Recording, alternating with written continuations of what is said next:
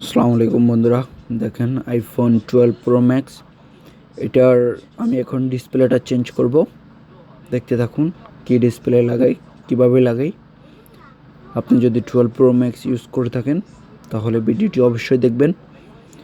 এই ফোনগুলা বিশেষ দিক হচ্ছে এই ডিসপ্লেগুলা যদি নষ্ট হয়ে যায় একবার, তখন খুব ঝামেলায় পড়তে হয়।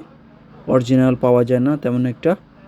আইফোনের ডিসপ্লে অরিজিনাল পাবেন শুধু এফএল স্টোর, আর যাদের কারো কাছে যদি পুরাতন সেট থেকে খুলে দিতে পারে।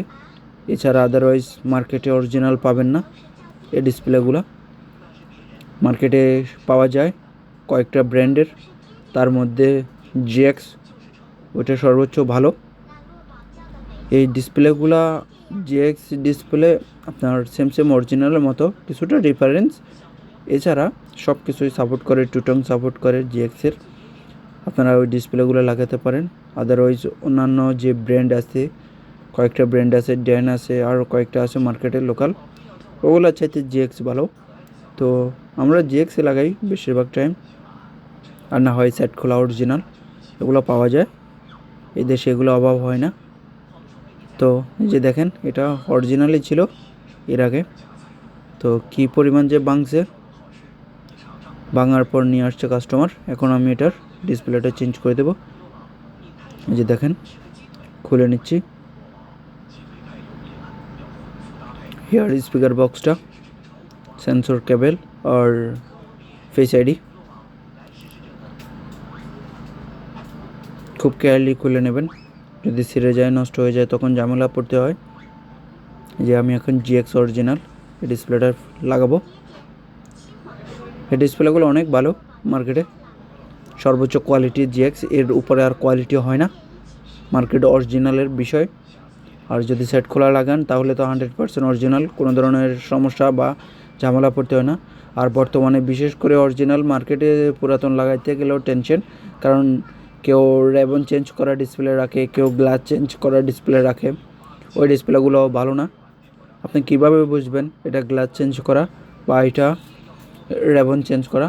আপনার বোঝার কোনো সাধ্য নাই, শুধু একজন টেকনিশিয়ান বা একটা দোকানিই বলতে পারবে। বর্তমান টেকনোলজি এমন এক পর্যায়ে চলে আসছে। তো যে দেখেন,